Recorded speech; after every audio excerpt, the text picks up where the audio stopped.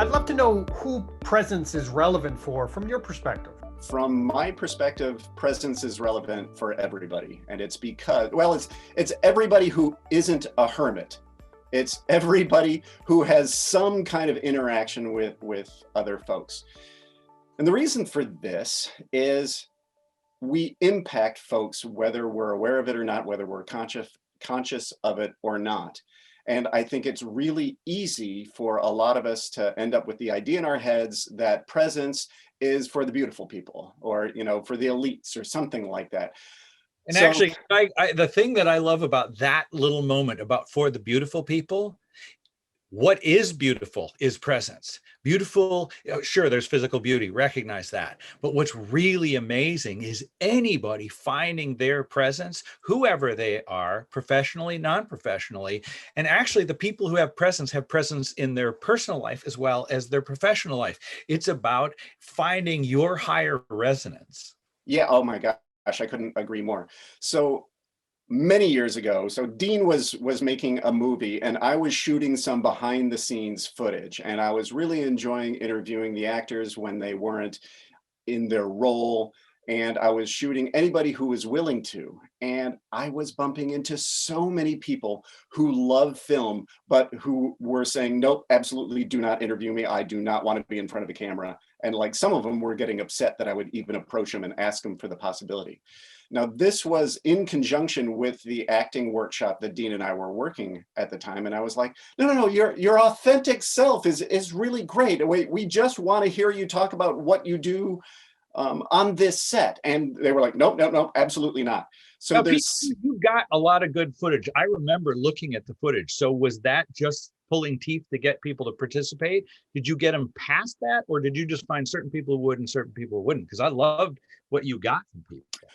It was a mix. Most of them who didn't want to remained in the didn't want to camp, and there was nothing I could do to change it. But there were some people who were like, well, because I saw that person do it, yeah, I guess I'll do it now. It seems not as painful as I thought it would be.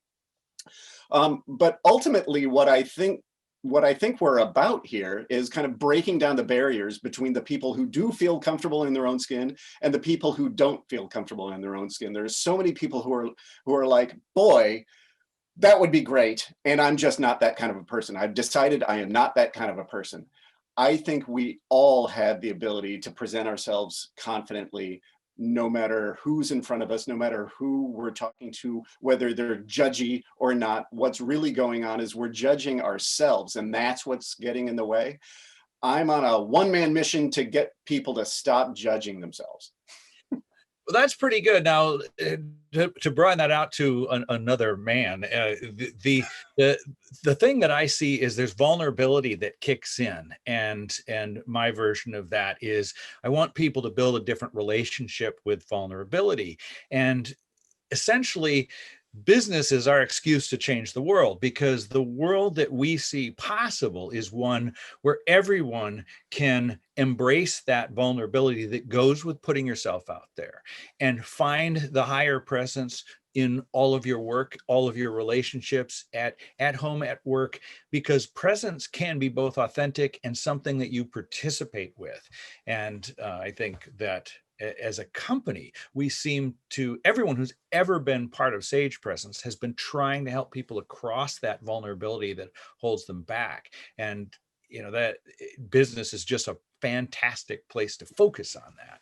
Yeah, well, that's so true. And it's never been more relevant than now, where we're all in front of a camera all the time. Circumstance has forced us to step in front of a camera. And whereas in the past, we could refuse, we could turn the camera off and just participate minimally. I think that's less and less okay now. I think bosses are saying, no, it's okay. Turn your camera on, be with us. Yeah, I just turned my camera off, guys. I'm back. It actually poses my next question for the both of you, and that is the architect, engineer, construction industries. What is it about presence that's so important to those industries, and why have you focused your company's energy on helping those individuals? I think a big part of it is let's broaden a little bit. Professional services is a scenario where you often pick the people to get the service. So you can't really sell the service on its own. You have to sell the people who deliver the service. Just like you don't really pick law, you pick a lawyer. It's a human being that you trust into, and same with a financial advisor. So what we found with architects, engineers, and construction companies is they have this quintessential high pressure moment called an interview. They get their work by competitively presenting. So several companies go into bat, and that moment creates this, Pete calls it the crucible moment. I really like that phrase. And in that moment, they face a huge amount of pressure, presence goes down, and they have to sell themselves as a team in order to be picked for the service that they offer. Right. And there are a couple of intertwining aspects of this. Generally, we can't sell another team member, right? We can say really cool things about the people that we work with. We can say, I'm so excited that so-and-so is on this project because this person really knows projects just like this, and that's great. But that person needs to step up too. That person needs to be able to confidently present their value. They can't just say, "Oh shucks, don't say that," and you're embarrassing me. I'm going to go away and not be part of this. They have to be able to sell themselves.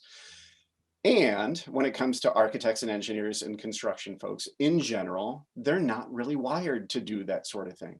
In general, an engineer is like, okay, once I get hired by this firm, I don't need to worry about it anymore. I can just sit down and do my engineering. I can get in my comfort zone. I can sit in front of my computer and just solve problems.